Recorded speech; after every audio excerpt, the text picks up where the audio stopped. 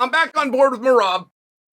I got a little bit off course, right, with the injury and what story is trying to be told here, and but then he worked his way through it with these, and he's cut it off, and then I just caught him, and he's on social media, and he's doing something, but it's in the rain, and I don't know why you got to be in the rain. Like, I don't know what toughness that brings or what help that brings. I really don't know. But I think that's what I liked about it. I think that's what I'm enjoying about Merab, because there was also something else at the PI one time from a year ago where he comes outside, that one of the most beautiful workout facilities in the world. He comes outside and he starts shadowboxing in the rain, and somebody else saw him. Somebody else made the video. It wasn't even for social media. Somebody else like made it from across the way and somehow got it to him, and then he liked it and ends up putting it out. I mean, I'm only telling you that it's baffling, and I think it's interesting. And if you're in O'Malley's shoes, okay, O'Malley is the biggest star in our sport right now. And Red Panty Night is still real. Conor's not in the sport. He's not even licensed. Conor could not walk in and fight tonight if he wanted to. I mean, I'm just sharing for you, like, who's in the sport. It's one of those things. Conor has no more of a claim to this sport right now than St. Pierre or Khabib. In fact, St. Pierre and Khabib have attended more UFCs in the last year than Conor. It's just, for example, I say that because when you're O'Malley and you're out there working double and triple time, you're making sure that you're in the main event because of things you're doing outside the octagon. And whoever gets put in that passenger seat with you, regardless of what they do, that's not why they're there. They're there because you're there. They're in the main event because you drove to the front of the line. And there's an irritation, and I can't call it a resentment, but there is an irritation when that person is not upholding their end of the deal, which is every interview I do, you do. I do 5 interviews at 6 a.m., you do 5 interviews at 6 a.m. It doesn't work that way, by the way. That's not how this goes. I'm just sharing for you as you start to get irritable, as the stress starts coming in, as the fight starts getting closer, as you start getting those pounds off and this starts to get more real. And you start to realize the risk that you have and the distractions that came along because of the pressure and the expectations put on you. Oh, by the way, you're not even favored to win this match. That guy is. That guy is favored to win this match. And that guy appears to be a little bit more buckled down and focused because he's not having some of these other distractions, and he's not having them because he's not good at doing them. I am, and they're asking for me first, and I keep on saying yes. Like, it's one of these things that can bother you. And guys aren't going to keep up with O'Malley. If O'Malley's going to get his feelings hurt over doing more media and more interviews than his opponent, he's just going to have to learn to live being cranky. He's very good at them. He's going to do them. But I will share for you, Merab, for what he can do, is holding up his end of this thing. Merab did some dance a month or so ago. There was some dance, and it was kind of produced. Like, there was music, and there was other people involved, and they were in a house, and he ran down, he had to know where the cameras were, and then it was edited. Like, it was really good. It was really good. It was really interesting. I have no idea what it has to do with the fight. I don't have to know. It was really, really good. Like, the best marketing, I don't have to know. I buy the most expensive cat food for my cat. My cat doesn't like the food, but the food wasn't made for my cat. If it was made for my cat, it would be mouse flavored. There's a story within the box that comes, and the way there's, and the thing that I take, and the way, there's a story about me. There's a story being told about me. That I love my cat, and therefore, Hulk gets the best food, which isn't mouse flavored because it's not made for him. I don't even know if he likes it. That's the best marketing.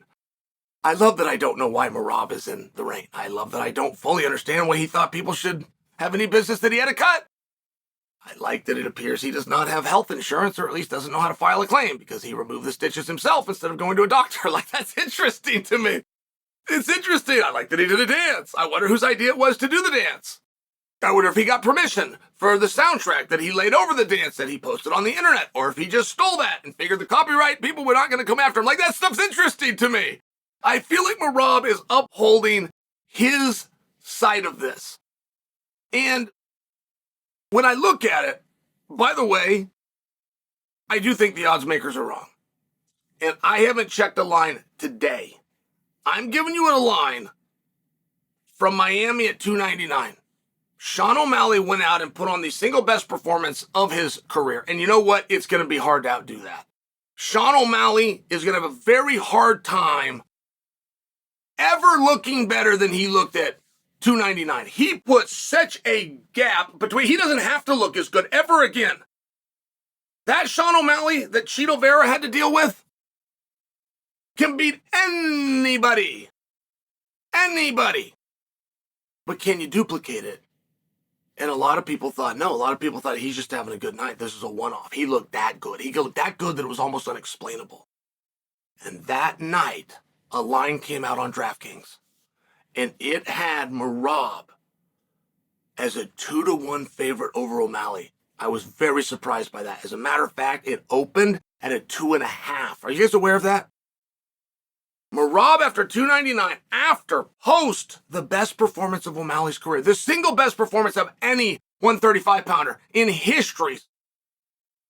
2.5 to 1 favorite. It came down by the next morning to 2 to 1. And I must admit for you, I haven't checked it. I will, and I'll get back to you on that next week. But if you're in O'Malley's shoes and you're doing all this work and you understand the main event in the sphere and all this attention is because of me, you want the guy to do his level best. And I must tell you, Merab is. He is. I got to give him that. Henry Cejudo weighed in on the division. Henry said that Merab, and Henry fought Merab. And Henry's got his own reasons where him and O'Malley just aren't going to get along. I mean, not to mention they're separated by miles. They're both in Arizona. Like, there's reasons these two just aren't going to get it right. But Henry weighed in and thinks that, and again, Henry fought Merab. He believes that Merab can beat Sean, but see, Henry never fought Sean. So Henry even spoke on that. I'm taking Merab from my personal experience, and here's what Merab's good at, but there wasn't an actual juxtaposition.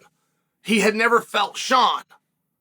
But I still think it matters because I think that Henry matters. If anyone has earned the right to have an opinion about the field, it's a guy that was the world champion. So Henry then went further and said that Nurmagomedov would beat Merab. And that had me curious because I was wondering if that was a personal relationship or if those two have trained together. I would love to hear about that. If Henry and Nurmagomedov have trained and sparred and been in the practice room in any realm, whether it's going jiu-jitsu rounds or MMA rounds or moved around on their feet a little bit, I would like to hear about that. And guys don't talk about practice room stories, but you can talk about the practice room story if you're the one that lost. That's the caveat to that. Wow, we don't ever talk about the practice room. You can talk about it as long as you're not putting yourself over. And Henry, who was openly saying, this guy can beat the guy that beat me, is that from personal experience? Where did that come from? I wish that Henry would elaborate on that.